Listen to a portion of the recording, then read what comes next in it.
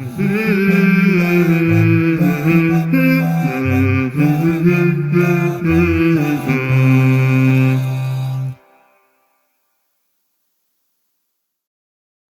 ini disponsori oleh waktu tadi tidak pernah kompromi dengan siapapun. Jadi dia tidak akan pernah menunggu kita belum siap atau enggak, jam dinding akan terus berdetak. Kita belum makan atau masih tidur, dia akan terus berjalan. Jadi kalau kita tidak memanfaatkan waktu dengan baik, ya kita akan tertinggal dan kita akan kehilangan ruang, kita akan kehilangan kesempatan. Untuk itu maka menjadi penting bagi kita untuk memanajemen waktu dengan sebaik-baiknya dan membuat skala prioritas. Jadi skala prioritas tadi untuk membantu kita untuk bisa menilai mana hal-hal yang harus didahulukan dan mana hal-hal yang mungkin nanti kita bisa belakangkan dan sebagainya. Sehingga pada akhirnya waktu kita efisien dan efektif. Bismillahirrahmanirrahim. Assalamualaikum warahmatullahi wabarakatuh. Alhamdulillahirabbil alamin wassalatu wassalamu ala rasulillahi amma ba'du. Pemirsa yang dirahmati Allah Azza wa Jalla, kita kembali lagi di kesempatan kali ini masih di Muslim Inspiratif spesial bersama Universitas Batuta.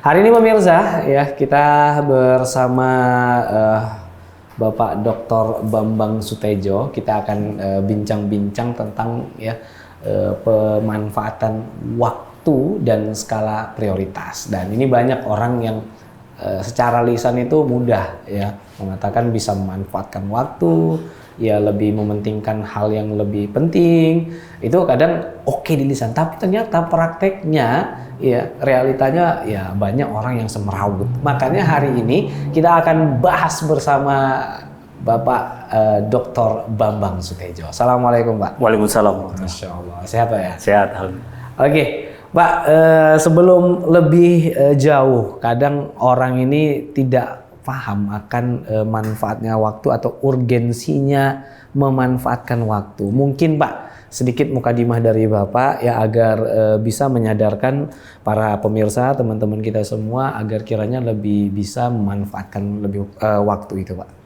Baik, jadi sejatinya manusia hidup di bumi ini, di dunia ini kan mereka punya batas waktu. Jadi Allah menciptakan manusia itu punya batas waktu, dan waktu itu batasnya itu manusia nggak tahu tuh kapan-kapan. Jadi seharusnya manusia itu bisa memaksimalkan waktu yang dia punya.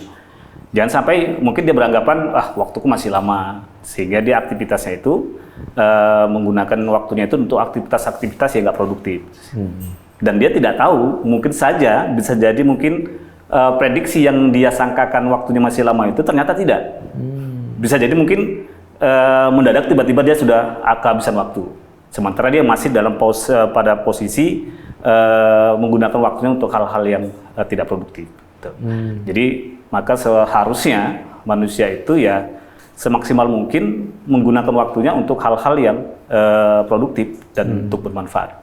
Karena tadi ya, kita tidak tahu sampai kapan waktu yang kita miliki yang bisa kita lakukan untuk aktivitas kita. Betul. Ya memang kalau kita minjemin uang ada kemungkinan kembali. Ya, benar. Kalau kita memberikan kebaikan kepada orang lain ada mungkin dibalas. Tapi kalau waktu yang ditinggalkan nggak akan bisa balik lagi tuh Pak. Masya Allah. Nah kalau menurut Bapak ya secara logika kan pasti waktu itu penting. Kalau dari lihat kacamata agama sendiri, bagaimana Pak Islam itu mementingkan waktu atau bagaimana?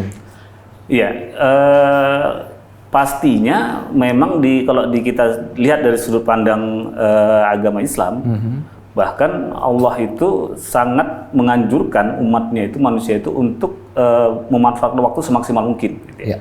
Dari mulai masalah waktu ibadah itu sendiri kan memang ada batasan-batasan yang itu semua memiliki ruang yang harus dipahamin. Gitu. Contoh kalau kita bicara masalah waktu ibadah, kayak sholat pun kan ada batasan waktunya. Betul. Gitu. Jadi kalau itu kita tidak lakukan sesuai dengan itu, ya otomatis kita akan kehilangan waktu itu. Nah, untuk itu maka menjadi penting bagi kita selaku umat Muslim untuk bisa memanfaatkan waktu semaksimal mungkin tadi. Gitu.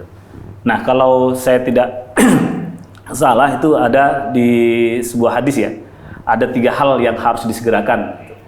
Yang pertama itu orang yang jenazah, orang yang meninggal. Ya. Yang kedua itu adalah waktu sholat ya, waktu sholat yang udah waktu masuk waktu sholat. Baru yang berikutnya itu adalah wanita yang akan segera menikah. Itu. Jadi batasan-batasan waktu yang mungkin kita akan lakukan tadi, harusnya ini menjadi motivasi bagi kita selaku umat Muslim untuk bisa menjadi Muslim yang produktif, gitu. Sehingga apapun yang kita lakukan itu bisa bermanfaat, terutama bagi kita sendiri dan juga bagi mungkin kemaslahatan bagi manusia. Karena sebaik-baik manusia itu adalah manusia yang bermanfaat bagi manusia yang lain. Gitu. Ya, tapi terkadang gini Pak, orang banyak ya merasa bahwasannya, alah kan kehidupan ini masih panjang, apalagi usiaku masih muda.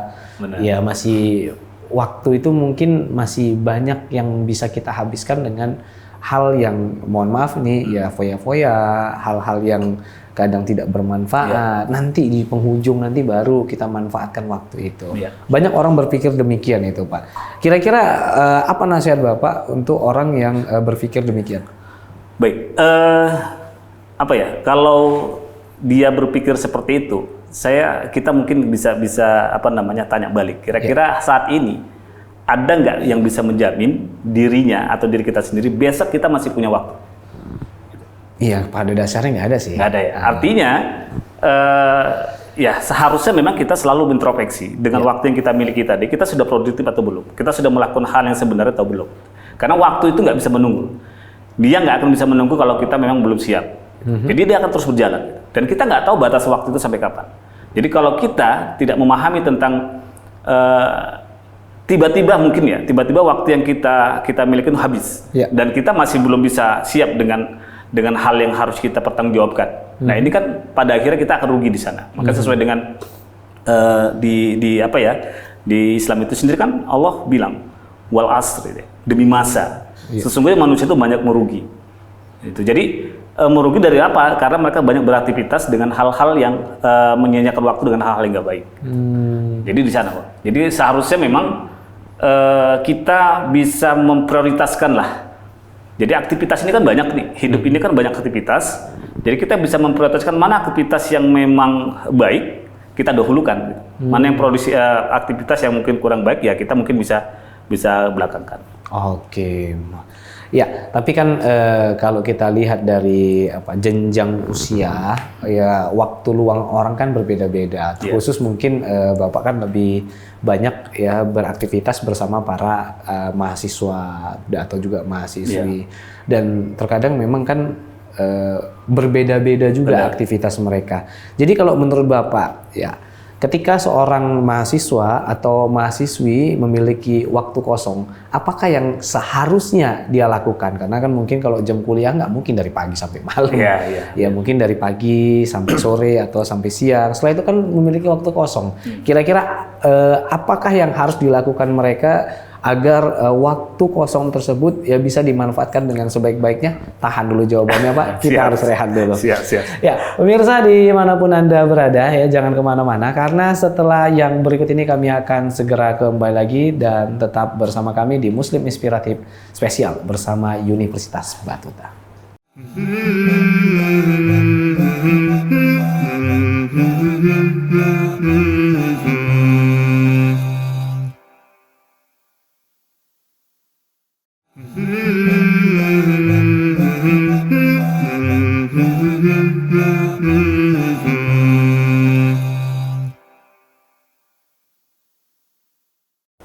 Ya, alhamdulillah pemirsa, kita kembali lagi di kesempatan kali ini masih di Muslim Inspiratif Spesial bersama Universitas Batuta dan masih bersama Dr. Bambang Sutejo. Kali ini kita masih ngobrol ya berkaitan dengan ya pemanfaatan waktu dan tentunya prioritas dalam kehidupan kita. Oke, balik lagi nih kepada Pak Bambang nih. Tadi bincang kita itu terputus Pak, namun kita lanjutkan kembali. Tadi sudah sampai ya dalam memanfaatkan waktu untuk khusus para mahasiswa nih.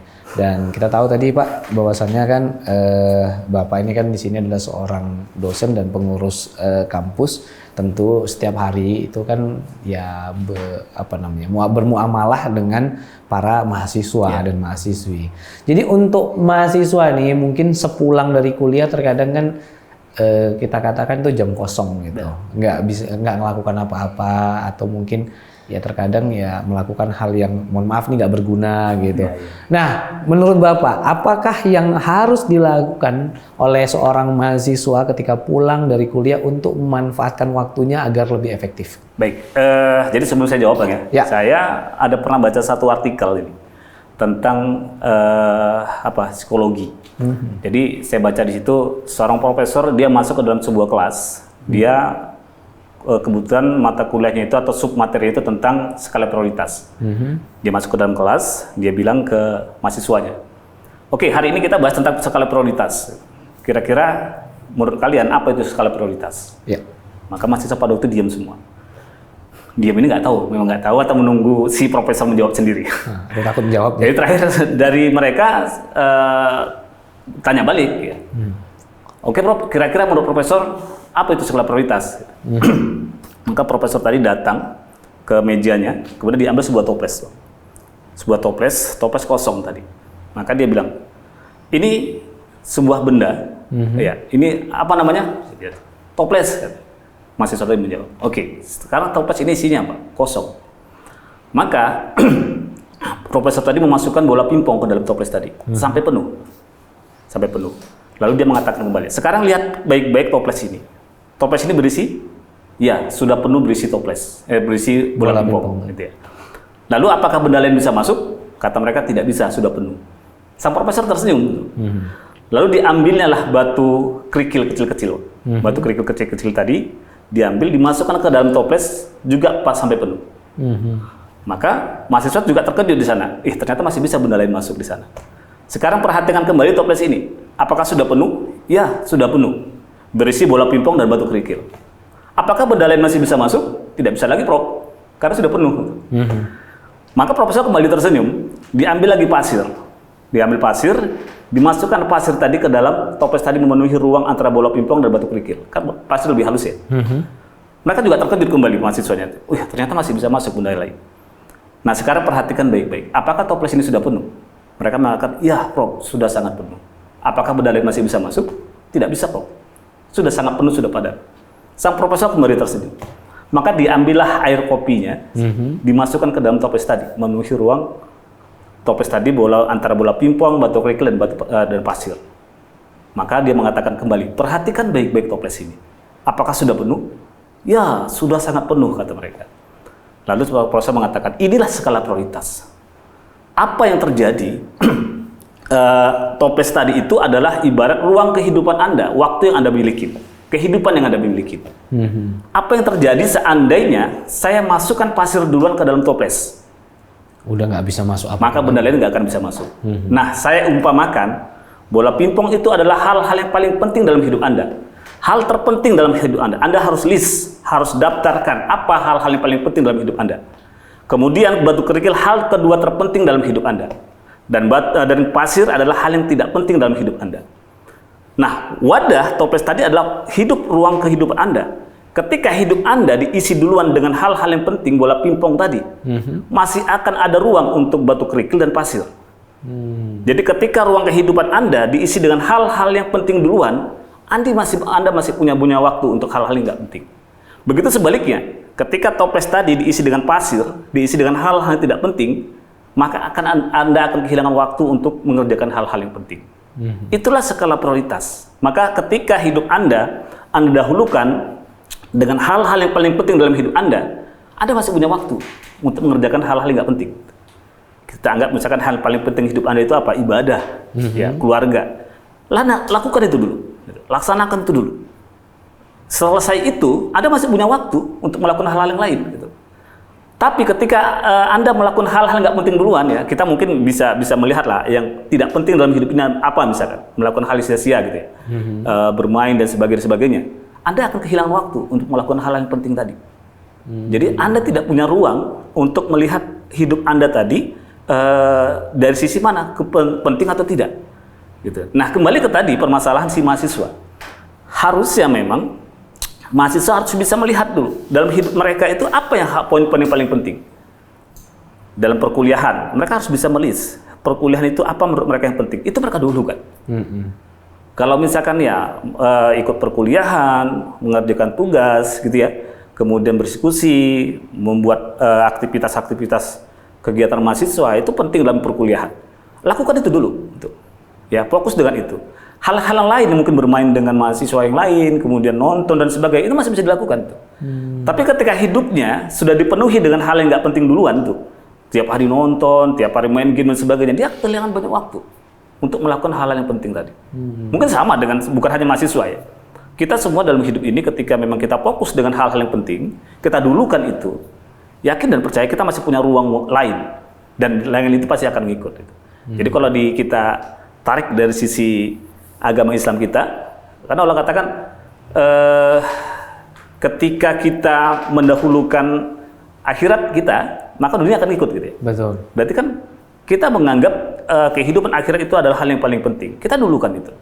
Ketika itu sudah kita prioritaskan, sudah kita dahulukan, yakin dan percaya dunia itu akan mengikut. Itu sih. Oke. Pertanyaannya Pak ya, apakah seseorang ketika dia bisa memanfaatkan waktunya dan memahami akan prioritas pekerjaannya, apakah ini menjadi salah satu tangga menuju keberhasilan dan jaminan orang itu akan sukses ke depannya Pak?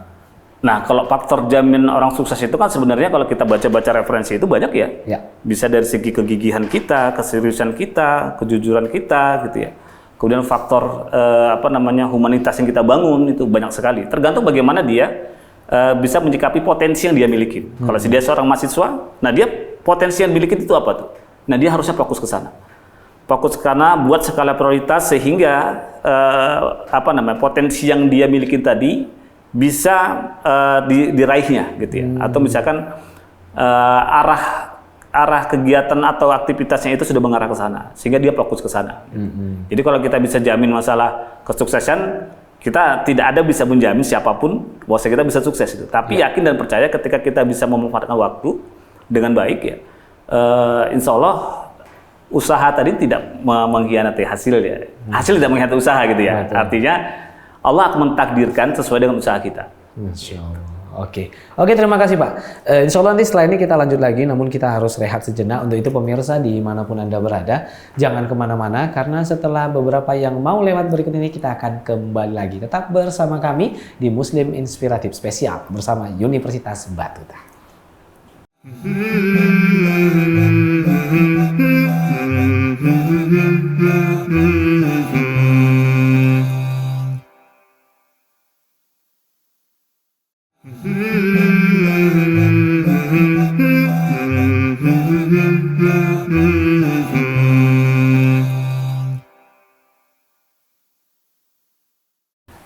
Ya pemirsa, kita kembali lagi di kesempatan kali ini masih di Muslim Inspiratif Spesial bersama Universitas Batuta dan masih bersama Dr. Bambang Sutejo di kesempatan kali ini.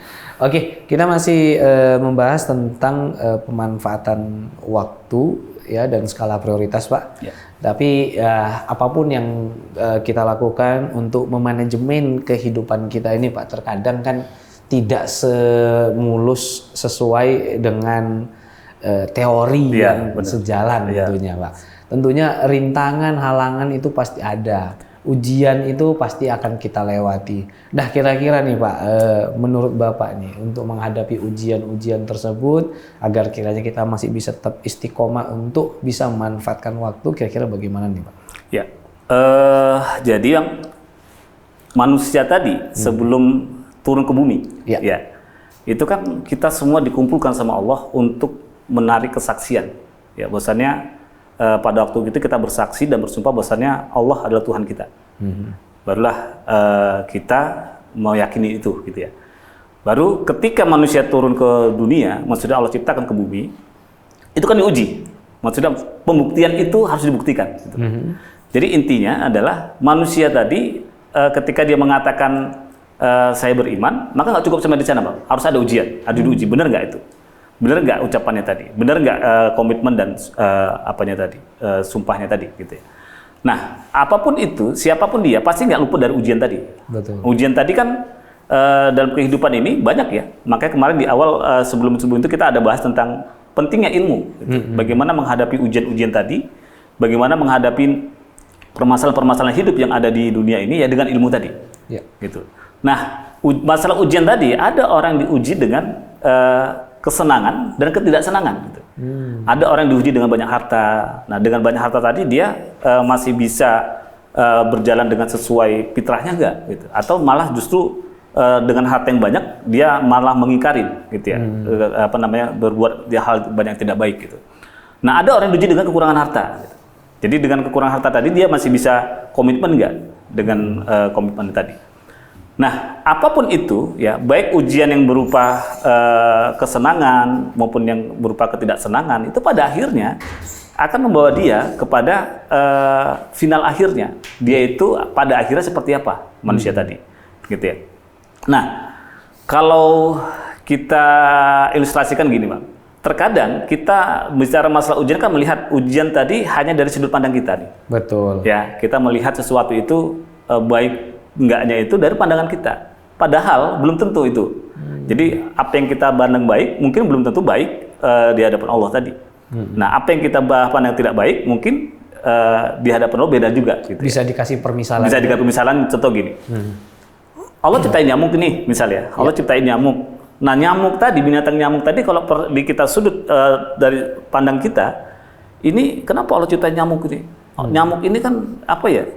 Merugikan kita nih ya. Kayaknya nggak ada untungnya. Nggak ada untungnya nih. Dia mengisap darah kita gitu ya. Kemudian juga dari nyamuk tadi banyak penyakit-penyakit yang bisa muncul gitu ya. Itu malaria, darah. Kenapa ini Allah ciptain ini gitu ya. Nah, itu mungkin dari sudut pandang negatifnya gitu, Pak. Nah, tapi pernah nggak kita terpikir dari binatang nyamuk itu sendiri muncul berbagai manfaat gitu ya. Misal gini, dari binatang nyamuk, maka kita berpikir nih, bagaimana cara mengusir nyamuk? Maka muncullah alat pengusir nyamuk. Ya, dari mulai zaman dulu ada kelambu, kita mau tidur pakai kelambu gitu ya. Maka kelambu tadi kan diproduksi, Bang. Muncullah usaha pembuatan kelambu. Pada akhirnya buat tekstil, pabrik dan sebagainya. Selanjutnya, obat anti nyamuk dari mulai yang bakar, mulai semprot gitu ya. Semprot sampai yang mungkin sekarang elektrik ya. Nah, alat-alat tadi kan diproduksi. Betul. Diproduksi tadi kan butuh sumber daya. Sumber daya maka diciptakan pabriknya. Pabrik tadi pada akhirnya kan menyerap tenaga kerja. Banyak orang sejahtera dari binatang nyamuk tadi. Ya. Sepele kita memang berpikir bahwasanya kenapa Allah ciptain nyamuk? Jadi ujian tadi itu kalau memang kita melihat dari sudut pandang positif, pada akhirnya itu bermanfaat untuk kita sendiri, gitu, Pak. Ya, ketika kita diuji dengan banyak harta, ya kalau kita positif ya harta tadi kan nggak kita bawa mati ya, kita manfaatkan untuk hal-hal yang baik. Ketika kita diuji dengan kekurangan harta, kita bersabar. Gitu. Dengan sabar kita itu menjadi kebaikan untuk kita sendiri. Gitu. Jadi tidak ada hal yang sisi yang nggak baiknya kalau kita memang dari sudut pandang mana kita melihat ujian tadi. Gitu. Nah, tinggal bagaimana kita mengatur tadi lah, Pak. Gitu ya. Oke. Pak, waktu kita mungkin tinggal sedikit lagi. Mungkin kesimpulan dari perbincangan kita di kesempatan kali ini kira-kira apa nih, Pak? Ya, baik. Mungkin saya cuma mau bilang waktu tadi tidak pernah kompromi dengan siapapun, Pak. Ya. Jadi dia tidak akan pernah menunggu kita belum siap atau enggak. Jam dinding akan terus berdetak. Kita belum makan atau masih tidur, dia akan terus berjalan. Jadi kalau kita tidak memanfaatkan waktu dengan baik, ya kita akan tertinggal dan kita akan kehilangan ruang, kita akan kehilangan kesempatan. Untuk itu maka menjadi penting bagi kita untuk memanajemen waktu dengan sebaik-baiknya dan membuat skala prioritas. Jadi skala prioritas tadi untuk membantu kita untuk bisa menilai mana hal-hal yang harus didahulukan dan mana hal-hal yang mungkin nanti kita bisa belakangkan dan sebagainya. Sehingga pada akhirnya waktu kita efisien dan efektif. Oke, terima kasih banyak, Pak, atas waktunya dan sudah menyempatkan waktu ngobrol bareng kita di sini ya, sambil juga mengingatkan para pemirsa untuk lebih smart dan juga bisa mengatur waktunya agar bisa menjadi yang lebih bermanfaat. Siap. Dan tidak ada waktu kosong karena seluruh waktu yang kita lewati diisi dengan hal-hal yang baik tentunya. Oke, pemirsa dimanapun Anda berada ya, Sampai di sini dulu perjumpaan kita. Sampai jumpa nanti mungkin di episode berikutnya. Insya Allah nanti kita akan datangkan lagi tamu-tamu yang tentunya akan memberikan ya inspirasi buat kita semua. Dan semoga saja tayangan ini ya bisa menjadi inspirasi buat kita semua dan bermanfaat bagi kita dan mengingatkan kita akan pentingnya waktu dan bisa dimanfaatkan dengan sebaik-baiknya. Dan kami tutup perjumpaan ini dengan doa kafaratul majelis. Subhanaka Allahumma bihamdika asyhadu an la ilaha illa anta astaghfiruka wa atubu ilaik. Assalamualaikum warahmatullahi wabarakatuh. Terima kasih banyak, Pak. Siap.